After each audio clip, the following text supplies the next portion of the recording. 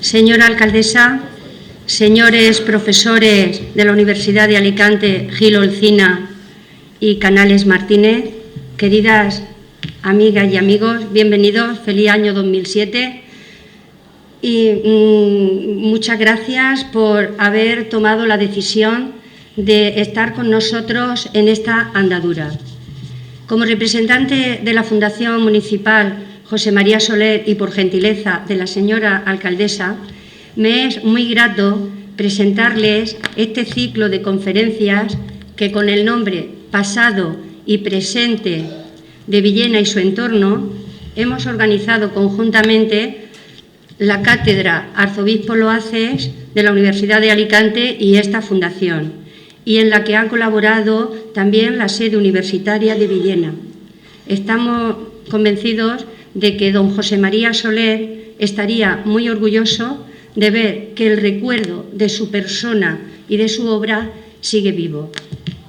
La Fundación Municipal José María Soler tiene entre sus objetivos potenciar la labor investigadora. Para ello, convoca anualmente ayudas y premios a la investigación, pero también tiene entre sus proyectos difundir la cultura y la historia, en definitiva, de Villena. Por ello, con esta actividad en esta actividad pusimos una gran ilusión con el convencimiento de que iba a resultar muy atractiva, no solo para los estudiosos del tema, sino también para la gente de a pie, porque hemos ido notando a través de los últimos meses en que hemos celebrado las actividades para conmemorar el centenario de don José María Soler, que la gente de Villena responde cuando se trata de sus gentes y de todo lo relacionado con sus personajes y su historia. Y fijaos si es así, que también ahora ha quedado demostrado, porque desde luego se han rebasado todas las previsiones que teníamos al respecto. En esta actividad también que vamos a desarrollar, o que se va a desarrollar entre el 11 de enero hoy y el 20 de marzo, la hemos enfocado desde el punto de vista de tratar una serie de factores como por ejemplo la geografía, la economía, la sociología, la antropología. Son factores estos que muchas veces escapan a lo humano, pero que sin embargo influyen en la evolución de nuestros pueblos. El enfoque va para que también todos estos temas que se abordan a lo largo de este ciclo de conferencias sirva para obtener un mayor conocimiento, para despertar en vosotros y en todos una cierta empatía que nos ayude a conocernos mejor. Por ello, todos los conferenciantes que van a tratar los diferentes temas de que consta este ciclo son unos de Villena y otros, aunque no lo son, están relacionados con ella por su labor investigadora. Y ahora se le ha ofrecido la oportunidad de poder exponernos el fruto de su trabajo. Decir también que, desde luego, estas conferencias no hubieran sido posibles sin el apoyo que hemos tenido. Por lo tanto, en primer lugar, nuestro más sincero agradecimiento a la Cátedra Arzobispo Loaces de la Universidad de Alicante, porque cuando le hablamos de nuestro proyecto no dudó en la persona de Gregorio Canales en apoyar nuestra iniciativa y en coger la batuta de dicha organización conjunta. Asimismo, a la sede universitaria de Villena, en su director Pepe Silva, que no dudó en apoyar todo tipo de iniciativas. También quiero agradecer a Genci, aunque por causas ajenas a su voluntad hoy no nos acompaña, que es la concejala de Cultura, agradecerle el que siempre está dispuesta a allanar y a positivizar el camino.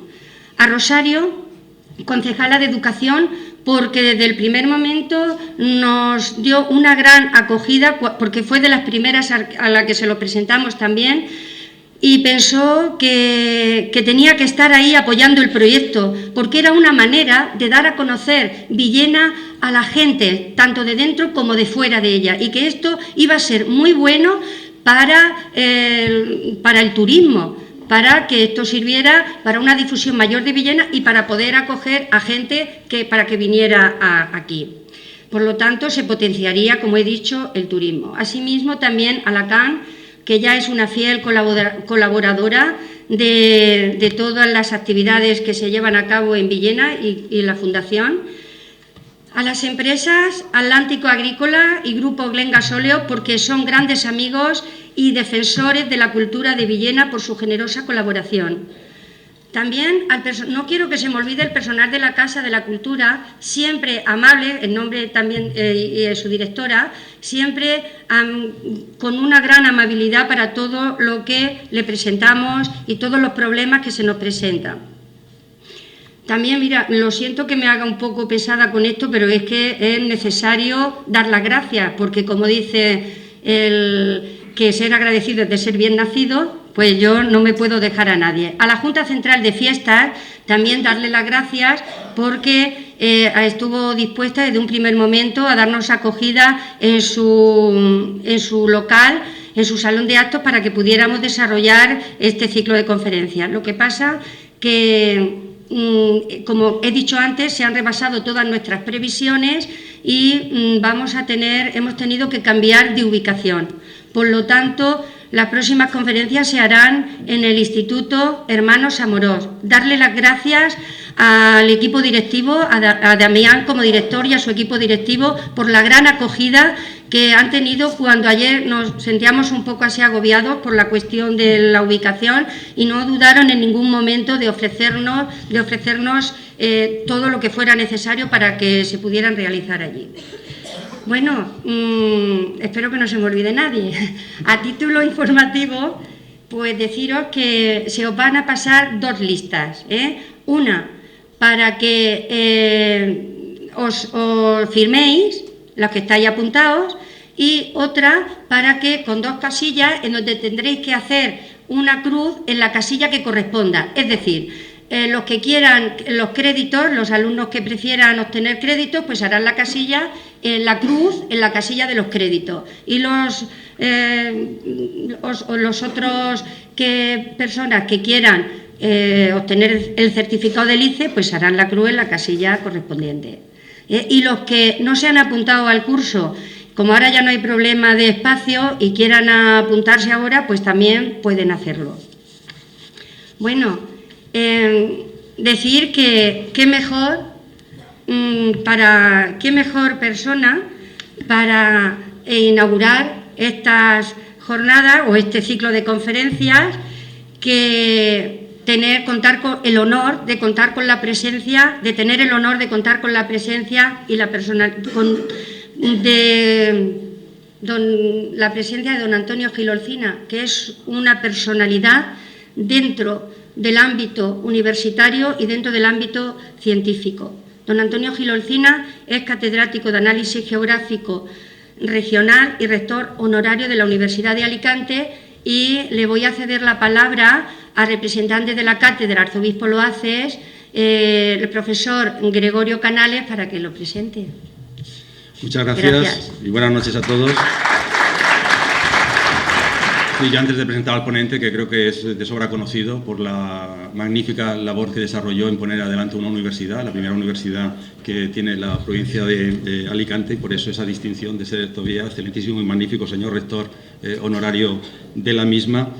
Quiero, puesto que hoy es la presentación del seminario, simplemente unos breves agradecimientos también como coordinador del mismo, de esta actividad académica, la buena predisposición que siempre hemos encontrado en la directora de la Fundación, José María Soler, Y, por supuesto, en los responsables políticos, hoy tenemos la suerte que está con nosotros la señora alcaldesa, doña Vicenta Tortosa. Creo que tanto la Concejalía de Cultura, que no está su representante esta noche aquí porque está en un acto cultural fuera de su municipio, como la concejala doña Rosario Belda de Educación y Turismo, siempre cuando hemos venido a cualquier actividad de la Universidad de Alicante hemos tenido un trato de favor en este ayuntamiento, lo cual pues agradecemos, y buena prueba es que hoy dos instituciones, la Fundación José María Soler, que está en el Alto Vinalopó, y la Cátedra Arzobispo Loaces, que es un diseño y es una creación del ponente que hoy tenemos aquí, puesto que él es el director de la misma, han encontrado un punto de unión en territorios tan distantes. Nuestra cátedra viene a recuperar la figura de un prohombre oriolano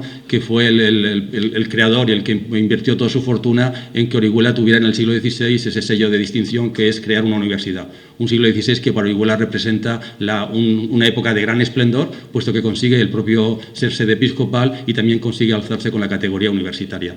Surge cuando la Universidad de Alicante se crea, un proyecto pues, de ilusión y de descentralizar las actividades académicas, y se diseña, se estructura esta cátedra, se hacen gestiones. Al frente estuvo nuestro ponente de esta noche, es el director, y los presidentes de esta cátedra institucional es, por un lado, el señor obispo de la diócesis y el rector de la Universidad de Alicante.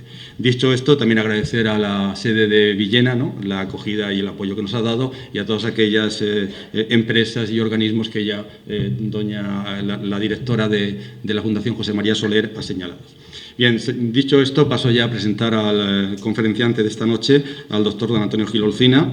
Es catedrático de Análisis Geográfico Regional de la Universidad de Alicante y director del Instituto Universitario de Geografía de la misma universidad, que publica una prestigiosa revista de investigación. Tiene en su haber más de 200 publicaciones que se han centrado en campos de análisis muy diversos: cuestiones agrarias, aguas continentales, climatología, geografía histórica. Él es un gran conocedor de esta zona del Alto Vinalopó porque ha dirigido tesis y también ha hecho investigación, y el tema que esta noche nos va a desarrollar es una de sus publicaciones, la que dio a conocer precisamente todo ese proceso de bonificación, porque todo lo que es el desarrollo agrario y la estructura de la propiedad de la tierra, él es una máxima autoridad a nivel nacional.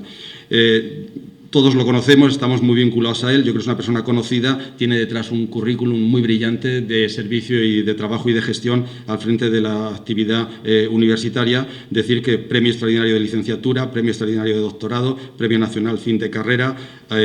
Tiene un bagaje por varias universidades españolas, la Universidad Complutense de Madrid, la Universidad de La Laguna, Universidad de Valencia y, por último, Universidad de Alicante, donde tuvimos la suerte de que se incorporara para ponerla en marcha y conseguir hoy esa realidad espléndida que tenemos, que ya ha cumplido más de 25 años. Su reconocimiento pues le ha llevado también a tener distinciones fuera de lo que es el ámbito universitario: consejero nacional de Educación, miembro de la Real, correspondiente de la Real Academia Alfonso X el Sabio, académico correspondiente de la Real de la Historia, codirector de la Cátedra Arzobispo Loaces, presidente del Consejo Científico del Instituto Euromediterráneo de Hidrotecnia del Consejo de Europa, y ya tiene en su haber un reconocimiento como doctor honoris causa por la Universidad Jaume I de Castellón. Lógico que con este currículum y dentro de esta estructura que se ha hecho en este seminario pasado y presente de Villena y su entorno, que tiene un hilo cronológico, pues hiciéramos un paréntesis para iniciarlo con un tema puntual y concreto como es el siglo XIX, para ya mañana volver al tema de la prehistoria y coger este desarrollo hasta nuestros días. Cierto es que en este seminario se podían haber tocado muchos más temas, hay personas cualificadas, algunos están aquí en la sala, pero evidentemente hay que poner cierre al mismo. La idea, y lo hemos comentado más de una vez, la directora de la Fundación y también con la Cátedra Arzobispo Loaces, es que esta relación, si consigue cuajar con éxito, y creo que tal y como estamos viendo este auditorio completamente lleno, pues que se repita, que hayan otras ediciones. Incluso estamos comprometidos a presentar a la Fundación José María Soler en Orihuela, ¿no? Con lo cual es una forma de que instituciones se den en territorios que no es el natural en el que nace en un primer momento. Bien, ya le cedo la palabra al excelentísimo y magnífico señor rector, don Antonio Gil Olcina, que nos va a hablar de las implicaciones políticas y sociales en el proceso de bonificación, reducción a cultivo de la laguna de Villena. Muchas gracias.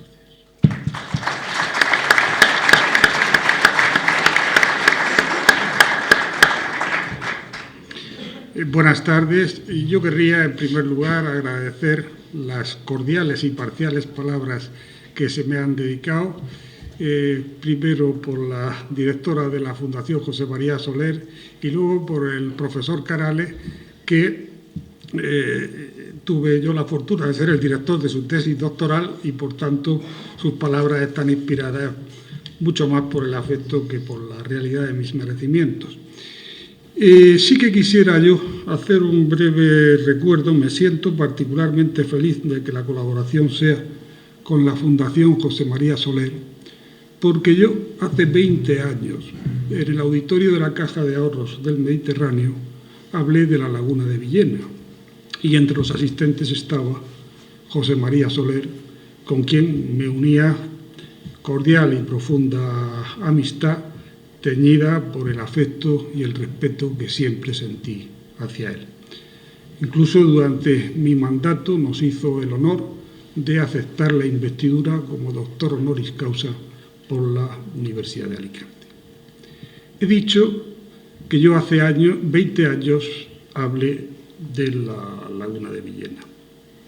No vendría hoy aquí a hablar sobre el mismo tema, y mala señal sería si transcurridos 20 años yo no estuviese en condición de decir, entiendo que algo nuevo. Creo que me encuentro en condiciones de responder a 3 interrogantes, a 3 cuestiones básicas que se plantean sobre la laguna de Villena, ese ámbito donde a partir de finales del 18 se reflejan los avatares de la historia de España. ¿Y de qué 3 cuestiones hablo? Pues quiero sintetizar muy brevemente lo que era el Vinalopó del 18. Quiero referirme a por qué en 1785 la Corona de España se implica definitivamente en la bonificación, en el saneamiento de la laguna de Villena. Y por último quiero resolver una cuestión que ha preocupado mucho: las formas jurídicas o regímenes de tenencia bajo las cuales se llevó a cabo la desecación de la laguna de Villena. Era un censo enfiteútico, dejaba de serlo, eran 2 diezmos, como habitualmente se dice, o no lo eran. A estas cuestiones y a otra serie de referencias históricas sobre la laguna de Villena intentaré responder sin abusar en demasía de la cortesía y atención de ustedes. El valle del Vinalopó, el Vinalopó es un prototipo de río Rambla. Se me atribuye a mí, en la potamología española, el mérito, y se me atribuye indebidamente, de haber acuñado la expresión río Rambla. Yo lo que hice fue rescatarlo y ponerlo en funcionamiento porque, como he dicho hasta la saciedad, hace 1000 años que los musulmanes llamaron al Vinalopó Wata Rambla, el río Rambla. El río Rambla es sinónimo de escasez de agua, de irregularidad, de estiajes casi permanentes. Pero hay una excepción. La excepción es el Alto Vinalopó. El Alto Vinalopó, particularmente el término de Villena, hasta 1803, no solo es que hay una cuenca artesiana extraordinariamente importante, sino que esa cuenca artesiana está ocupada por una serie de sectores palustres, de aguazales, el más importante de los cuales, entre los cabezos de Buñoz, el Salero y el Fraile, era la laguna de Villena, con un alveo, un lecho de aproximadamente 2000 hectáreas. Por tanto, un valle en el que no hay agua y un sector del valle donde, si se me apura, había un exceso de agua. Y era un exceso de agua que en Villena preocupaba por 2 motivos. Uno, porque en el 18 era necesario, la población había crecido mucho, incrementar los rendimientos agrícolas, y para eso se precisaba tierra. Y entonces se quería bonificar la laguna de Villena. Pero no solo era eso, había un riesgo inherente a la presencia de aguas estancadas, el paludismo, las tercianas, e interesaba erradicar lo que era un problema endémico. Por tanto, Villena a favor del saneamiento, de la desecación de la laguna. También Elche, que solo disponía de las aguas salidas del Vinalopó para atender su extenso regadío deficitario, su campo regado. Pero no todo era unanimidad en el Valle del Vinalopó. Se oponían, en cambio, al saneamiento Sas, Elda y Novelda, alegando ciertos perjuicios. Sería interesante ponderar qué había de posibles perjuicios y qué había de intereses espurios de los aguatenientes, de los propietarios de los azumbres de agua en Elda o Novelda, que veían con muy poco interés un incremento de disponibilidades hídricas que habría supuesto la mengua de su importante fuente de ingresos. Por tanto, había que conciliar pareceres. Y la Corona veía aquello como un problema complejo, porque al fin y al cabo, la laguna de Villena era titularidad del Real Patrimonio, luego de la Real Hacienda.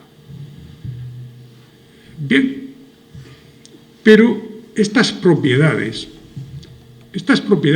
lejanas suelen suscitar naturalmente la apetencia de quienes están en situación de beneficiarse y aprovecharse de ellas.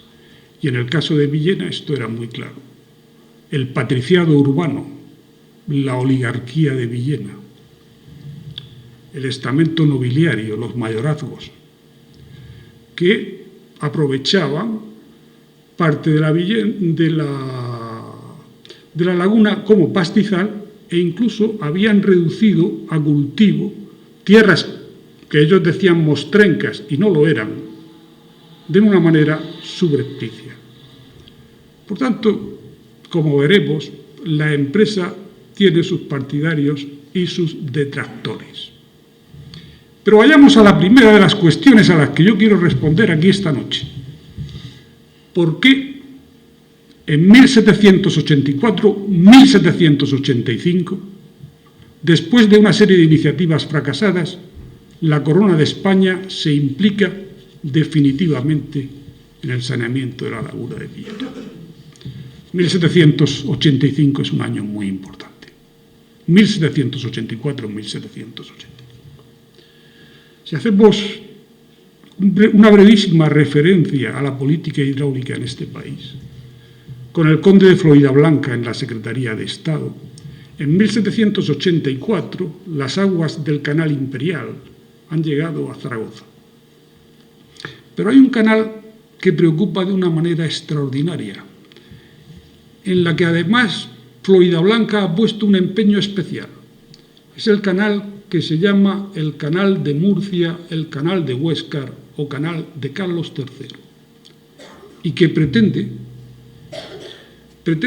transferir aguas de dos afluentes del Guadiana Menor, que a su vez lo es del Guadalquivir, que avenan la Sierra de Segura, los ríos Castril y Guardal. Se trata no de un empeño descabellado, como torpemente se ha dicho, sino de un empeño inviable para las posibilidades técnicas de la época. La longitud es similar a la del acueducto Tajo-Segura, 287 kilómetros, pero por un terreno más anfractuoso. Surgen dudas fundadas de que el proyecto pueda ir adelante. Además ocurre que la financiación se ha hecho de una manera muy especial. Se han vendido bonos de la deuda a todas las cortes europeas y a la nobleza más calificada de los reinos e imperios europeos. En consecuencia, un fracaso de este proyecto compromete el prestigio, desde luego, de Floridablanca y, por supuesto, del propio monarca, de Carlos III. Y en 1785, la comisión nombrada para que diga si aquello es viable o no, se pronuncia inequívocamente: no es viable hacer esa transferencia de aguas al Reino de Murcia, al que pertenecía Villena. El fiasco es de tal envergadura que, naturalmente, la Corona y el secretario de Estado hacen un planteamiento muy claro. La negativa, el abandono del proyecto ha de venir acompañado por otras alternativas. Y otras alternativas a cargo precisamente de los arquitectos e ingenieros que han formado parte de la comisión que ha dicho: este proyecto no es viable. Y uno de ellos es el arquitecto mayor de Su Majestad, Juan de Villanueva. Propongan ustedes proyectos. Jerónimo Martínez de Lara va a proponer la edificación de puentes y Valdeinfierno en el río Guadalentí, en el Reino de Murcia. Carlos Lemaur va a proponer un canal, este sí descabellado, cuyo solo nombre asusta, de Guadarrama al océano Atlántico, es decir, desde Guadarrama, desde la cordillera central, a Sevilla. Una barbaridad. Pero hay otra alternativa muy viable. En el propio Reino de Murcia, la que propone Juan de Villanueva: desequemos la laguna de Villena. Y por eso, en 1784-1785, la Corona de España decide implicarse en el saneamiento de la laguna de Villena. De manera que no es un hecho aislado, es un hecho conectado y coordinado con lo que ocurre en la política hidráulica de la monarquía. Pero observen ustedes que eso es 1785. Pero la orden real que comisiona a Juan de Villanueva para que proceda a la bonificación de la laguna de Villena no se promulga hasta el 23 de abril de 1803. Por tanto, un desfase de casi 20 años. ¿Por qué? Pues porque el proyecto tiene oposición cualificada. La tiene, como he dicho, en el Valle del Vinalopó, y la tiene en el propio corregimiento de Villena, la tiene en el propio término de Villena. La oligarquía se opone al proyecto. Porque el proyecto es técnicamente viable y además se demuestra muy claramente. En 1803, Juan de Villanueva: procedamos, resolvamos el problema. Elche, que tiene mucho interés, que contribuya económicamente. Elche quiere naturalmente aprovechar las aguas de la laguna, que contribuya económicamente, y demos una exención y no cobremos nada por el aprovechamiento de estas aguas a Sax, a Elda y a Novelda. Pero inmediatamente Juan de Villanueva es consciente del problema. Hay que delimitar el alveo de la laguna, porque en definitiva pertenece al Real Patrimonio. Pero claro, el problema es que hay ya casi 2.000 taullas transformadas. Está bien el error ese de lapsus de anegadas y taullas, porque esto eran taullas murcianas.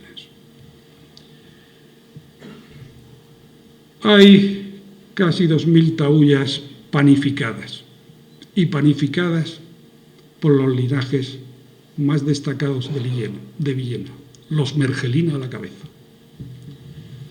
Y hay 4.000 anegadas de un total de 17.000 que tiene el albeo de la laguna, que son aprovechados como pastos por la oligarquía nobiliaria. Por tanto, la oposición se suscita de inmediato.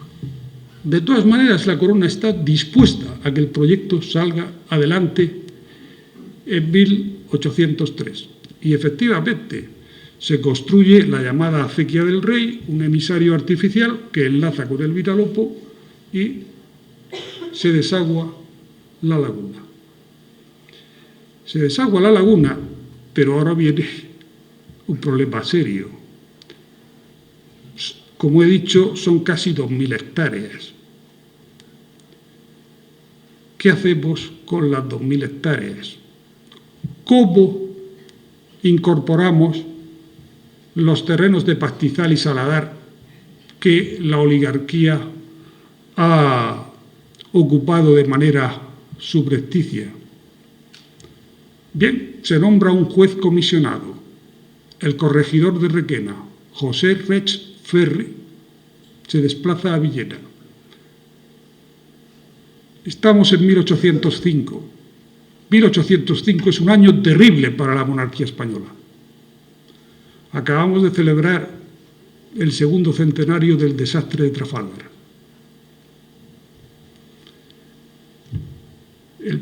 La referencia básica para lo que va a ser poco después, la pérdida del imperio ultramarino, el desastre de Trafalgar. Se decía entonces, y se decía con razón, que las tripulaciones de los navíos españoles no estaban pagadas. Se les debían muchos salarios. El erario, la hacienda real, estaba exhausta. Por tanto, la Corona, que ha bonificado la laguna, tiene mucho interés en que se haga el apeo, se vea lo que hay disponible y se venda. El conflicto de intereses en ese momento entre los representantes de la Corona y la oligarquía nobiliaria de Villena es total. Y se va a saldar además de una manera cruenta en la coyuntura de la guerra napoleónica. En 1808, José Reig Ferri, el juez comisionado, el subdirector de las obras, un discípulo de Sabatini, Antonio de Abajo, y el escribano Nicolás Hernández, son tildados de afrancesados y asesinados por las turbas.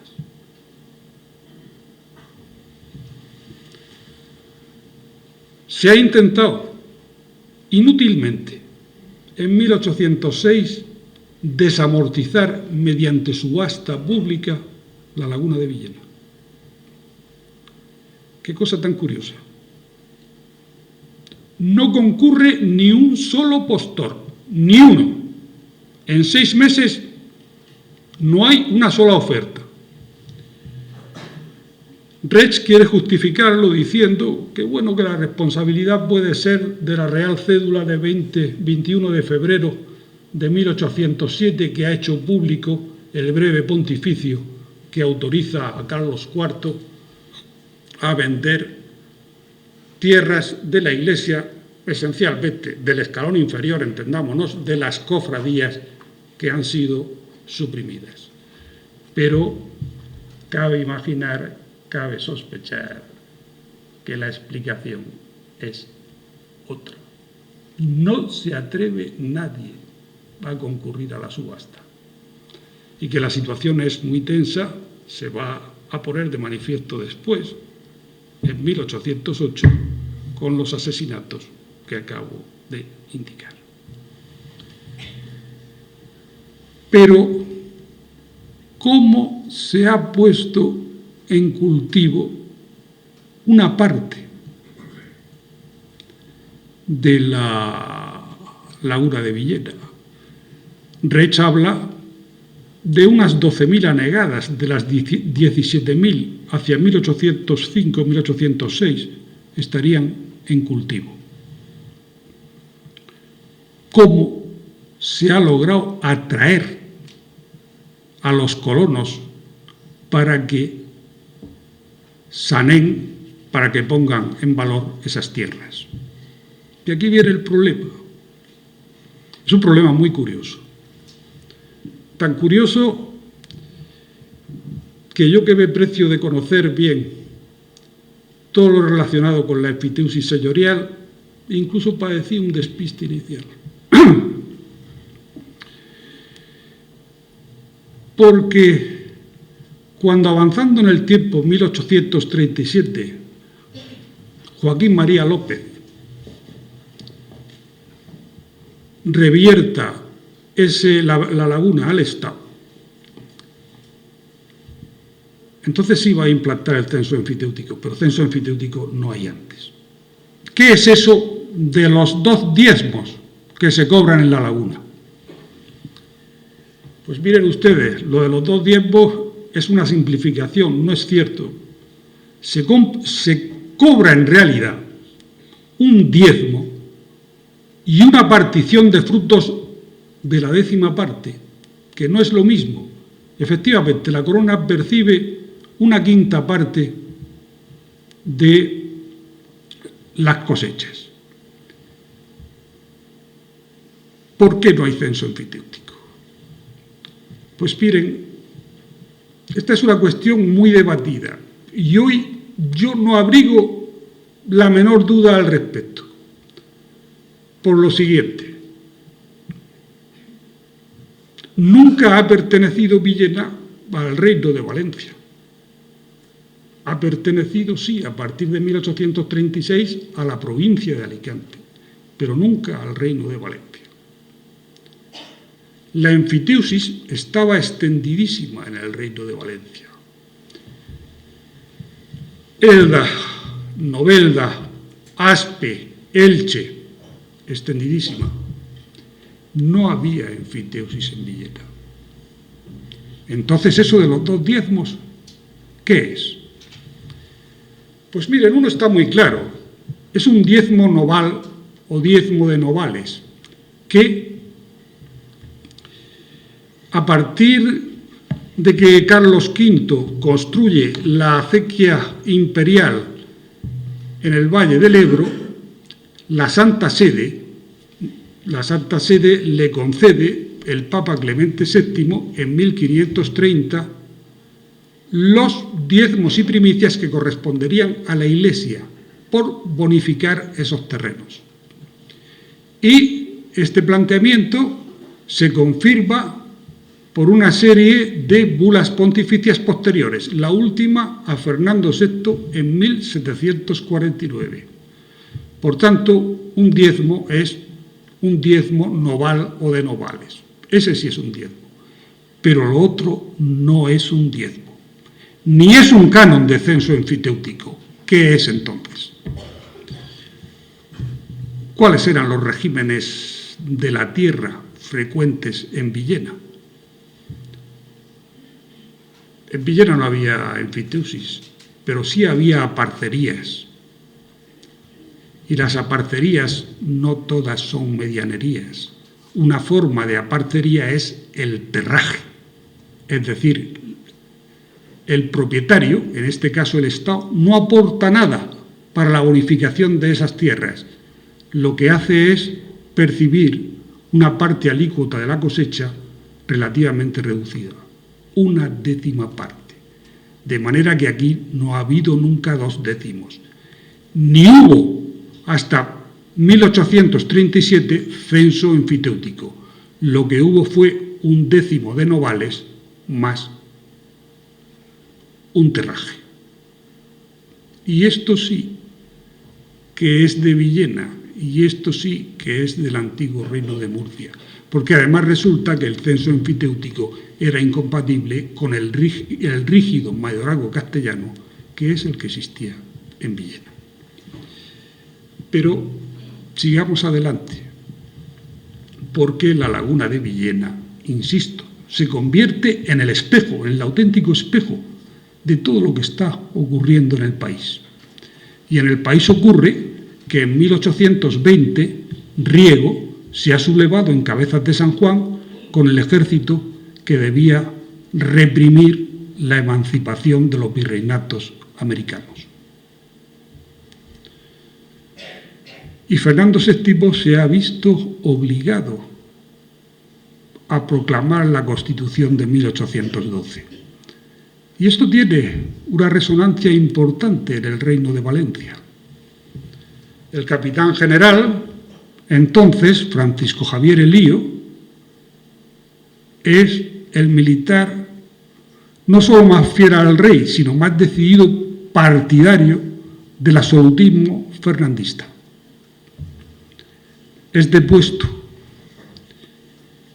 y es ajusticiado en 1822 en el Real de Valencia de la manera más infamante posible. A un militar como él no se le ejecuta por fusilamiento, se le ejecuta a garrote vil. Fernando VII no olvidará nunca esa ofensa, ni a Elío ni a él, al extremo de que en todos los perdones regios, en todas las amnistías, serán cuidadosamente exceptuadas las personas que han intervenido en la muerte del general Elío. Y ustedes dirán, ¿por qué habla este señor del general Elío? Pues hablo del general Elío porque inmediatamente después de la intervención del duque de Angulema con los llamados 100.000 hijos de San Luis, restablecido el absolutismo fernandino, Fernando VII hace marqués de la Lealtad al hijo primogénito del general Elío, a Bernardo Elío Leizauro. Pero no solo eso, sino como además Fernando VII ha restablecido los mayorazgos, para que podáis dignamente representar a lo que ha sido, recuerden el título, Marqués de la Lealtad, el prototipo máximo de lealtad a la religión y al trono, os instituyo mayorazgo y para que podáis atender dignamente vuestra casa, os concedo una gran finca próxima a las minas de azufre de Ellín y la laguna de Villena. La laguna de Villena es entregada en 1825 al mayorazgo de Francisco Javier Elío.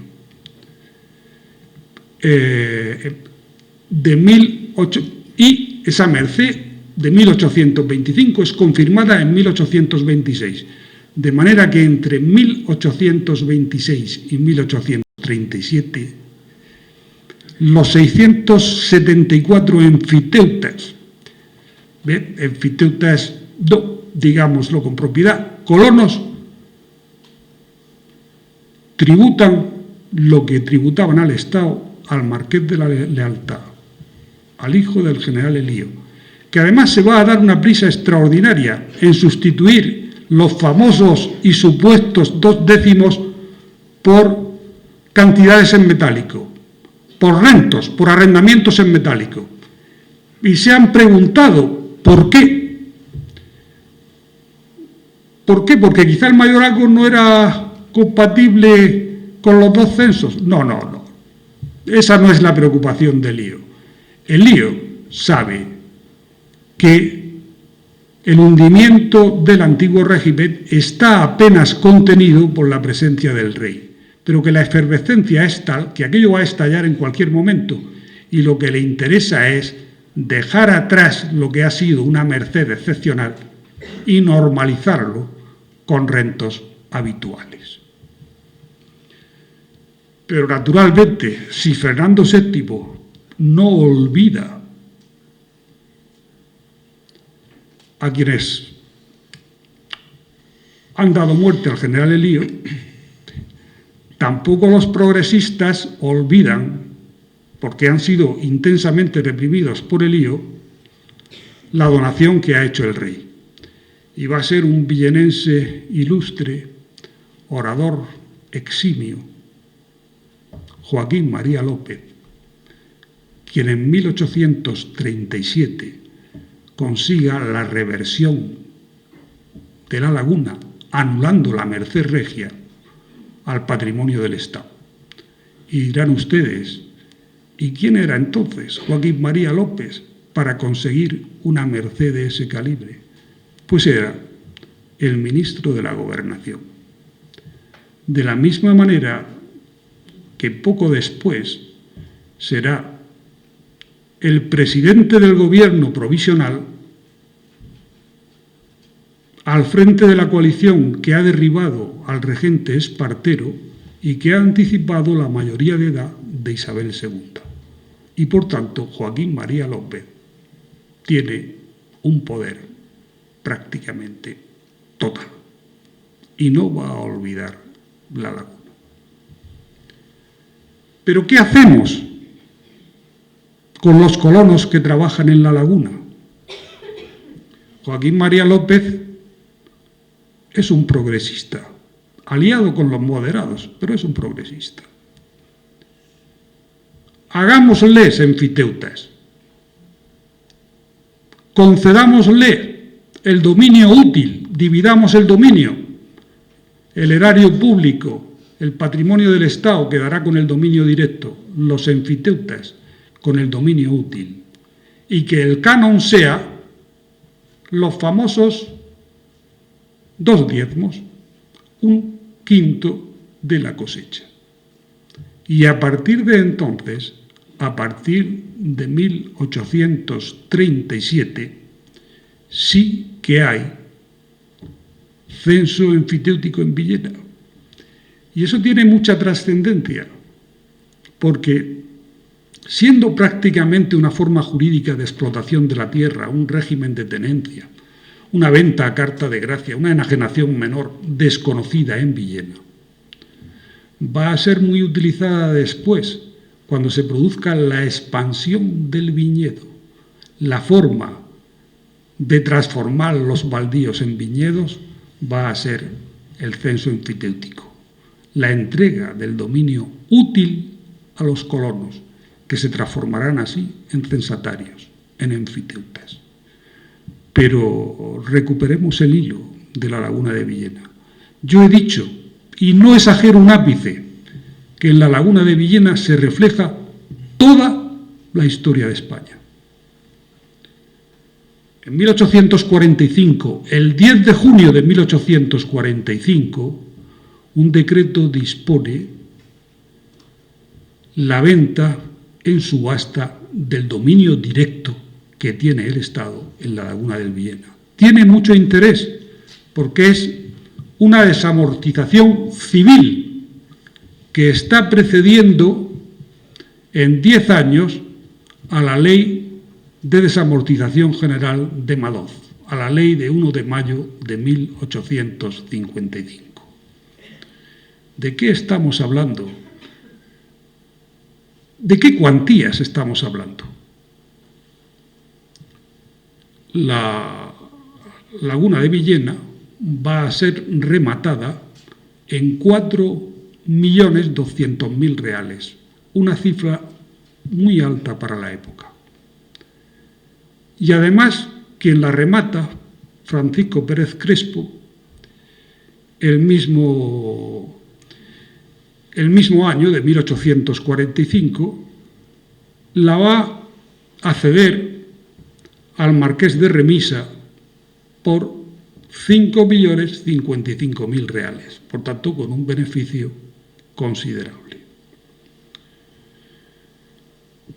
Pero, ¿qué es lo que se ha vendido aquí? Lo que se ha vendido, ahora sí, es el dominio, por una parte el dominio directo del Estado sobre las tierras que no eran de particulares. Y además, en lo que toca a las tierras de particulares, el 10º de Novales, que se ha mantenido a pesar de que los diezmos eclesiásticos han desaparecido todos en 1837 y definitivamente en 1841. El regente Espartero ha decretado su suspensión. Sin embargo, curiosamente, en la laguna de Villena se mantiene ese diezmo. Por tanto, tenemos en la laguna de Villena, por una parte, un dominio directo que va a pasar de mano y un dominio útil que es el que poseen los colonos de la laguna de Villena. Por tanto, ahora sí, verdaderamente, con escrituras por medio, gracias a Joaquín María López, un censo emfitéutico. Naturalmente, una alhaja de esa cuantía solo la puede comprar gente de primera fila, un banquero como Remisa. Lo van a heredar sus hijas. Una de ellas está casado nada menos que con Segismundo Moret. Por tanto, un político de primera línea, un presidente del Consejo de Ministros. En un determinado momento se produce la venta de ese dominio directo. ¿A quién? Hacia los años 90 del siglo XIX, pues se produce la venta a quienes entonces tienen dinero en Villena, a un bodeguero, a Luis Penalba Muñoz, que naturalmente ha hecho una fortuna con los vinos a raíz de la invasión filoxérica, de la ruina del viñedo francés. Es un momento, una época de oro para Villena.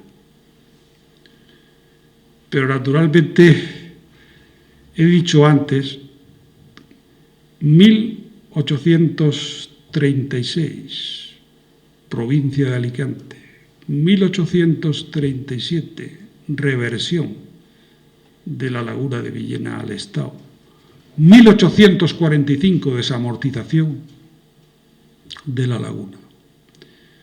¿Qué rentas aproximadamente obtienen los propietarios del dominio directo? Pues una cantidad muy estimable, del orden de los 65.000 reales anuales. Pero naturalmente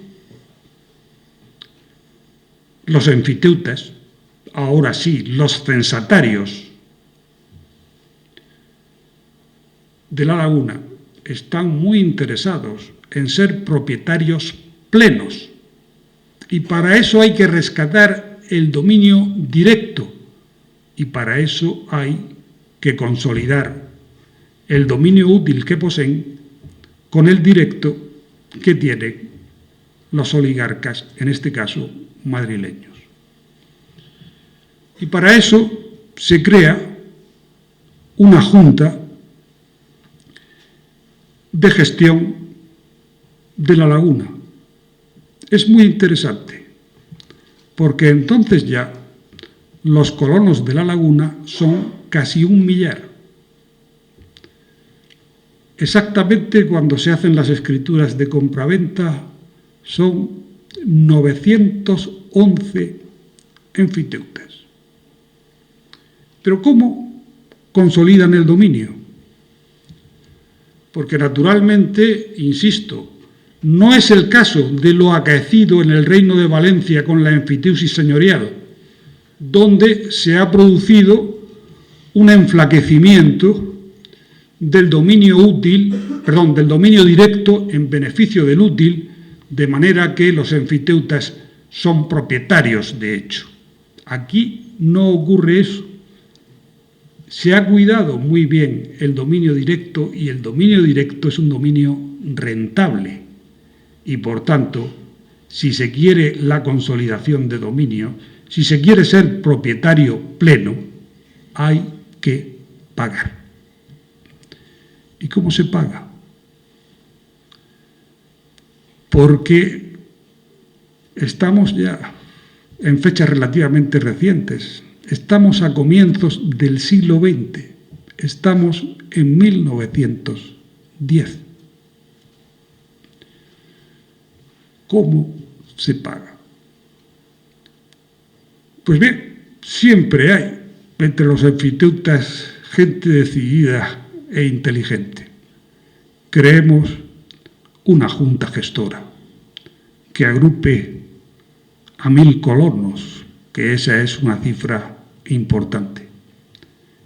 Y hagamos una oferta conjunta y veamos qué están dispuestos a aceptar los titulares del dominio directo. Los titulares del dominio directo están por la labor, están dispuestos a vender porque se percatan de que aquella reivindicación continua no es oportuna, no es favorable a sus intereses. De manera que sí, vamos a vender, pero vamos a vender bien. Vamos a dar un plazo, de una decena de años, pero eso sí, las cantidades aplazadas van a abonar un rédito del 5% anual. Hay una cosa que preocupa extraordinariamente a los colonos, que es gente que no tiene una capitalización, que es el problema de las sequías, el problema de las malas cosechas. Por tanto, vamos a conseguir que los titulares del dominio directo acepten que por causas de fuerza mayor, en caso de sequía, en caso de mala cosecha, ese año será de carencia y se abonarán exclusivamente los réditos, los intereses. Pero, naturalmente, los titulares del dominio directo reclaman una contraprestación. Bien, ustedes son una comunidad amplia, tienen a su frente una junta gestora. Nosotros lo que les pedimos, puesto que ustedes están tan unidos, es una responsabilidad solidaria, no mancomunada, solidaria, de manera que si alguien no paga, ese no es nuestro problema. Ustedes harán frente a la obligación. Y en esas condiciones, los enfiteutas firman contratos privados en 1910 y las escrituras de redención de censos, digo, casi 1 millar de enfiteutas, fíjense lo que eso significa en un término como el de Villena, se otorgan las escrituras públicas de redención de dominio directo y consolidación de dominios. Y este es el recorrido que de una manera muy sintética he querido hacer. Miren ustedes, lo de Villena es excepcional por muchas razones. La referencia a la laguna es una referencia básica a la hora de entender, porque es un laboratorio de estudio, de comprensión de la historia nacional, particularmente entre 1785 y 1910 de primer orden. Otra cosa es diferente. Es verdad que la cuenca artesiana ya no es tal. Es verdad que desde hace 100 años la cuenca artesiana de Villena se ha vaciado en beneficio del resto de la provincia. Es verdad que el problema de los acuíferos del Alto Vinalopó es el problema más ambiental más serio que tiene la Comunidad Valenciana. Pero esa historia ya no me toca contarla a mí. Ustedes la escribirán. Muchas gracias.